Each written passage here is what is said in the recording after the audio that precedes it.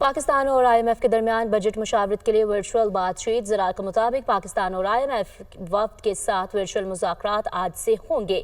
Gas sector के गर्दिशी कर्जे पर बातचीत का इम्कान है। पेट्रोलियम डिवीजन गैस का गर्दिशी कर्जा ख़त्म करने के लिए प्लान फ्राहम करेगी। मुदस्सिर अली राना हमारे साथ मौजूद है, बताइएगा इस पर क्या अपडेट्स हैं। जी, पाकिस्तान और IMF के दरमियान आइंदा माली साल 2025-26 का जो बजट है उससे मुतालिक जो गैस सेक्टर का गर्दिशी कर्जा है आइंदा माली साल के लिए, उस पर आज वर्चुअल मुज़ाकरात हो रहे हैं। जो ज़राए की जानिब से बताया गया है कि आइंदा माली साल के दौरान जो गैस सेक्टर का गर्दिशी कर्जा है उसको कंट्रोल करने और आइंदा 5 बरसों के दौरान गैस सेक्टर का गर्दिशी कर्जा ज़ीरो करने का जो प्लान है वो IMF के साथ शेयर किया जाएगा। मजमूई तौर पर 5 बड़ी कंपनियों के जो डिविडेंड्स हैं उनको गैस सेक्टर का गर्दिशी कर्जा सेटल करने के लिए इस्तेमाल किया जा सकता है और इसका बाकायदा जो प्लान है वो IMF के साथ आज शेयर किया जाएगा।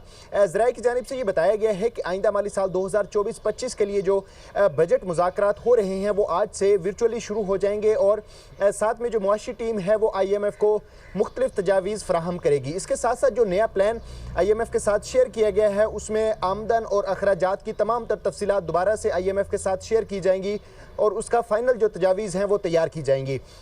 गैस सेक्टर का जो गर्दिशी कर्जा है, वैसे IMF की जानिब से ये मुतालबा किया गया था कि नो सेटलमेंट होगी, लेकिन अब IMF की जानिब से ये भी कहा गया है कि जो आइंदा माली साल के दौरान में इनफ्लो होगा और आइंदा 5 बरसों के दौरान इस गर्दिशी कर्जा को ख़त्म किया जाएगा, इसका प्लान फ्राहम किया जाए। जो 5 बड़ी कंपनियां हैं जिसमें OGDCL है, पाकिस्तान पेट्रोलियम लिमिटेड है और जो दीगर कंपनियां हैं, उन तमाम का जो प्लान है ये IMF के साथ वर्चुअली मुज़ाकरात में शेयर किया जाएगा और ये बताया जाएगा कि 5 बरसों के दौरान जो पावर सेक्टर का गर्दिशी कर्जा जो इस वक्त 2840 अरब रुपए तक पहुंच चुका है मजमूई तौर पर, तो ये पावर सेक्टर के गर्दिशी कर्जा से भी बढ़ चुका है।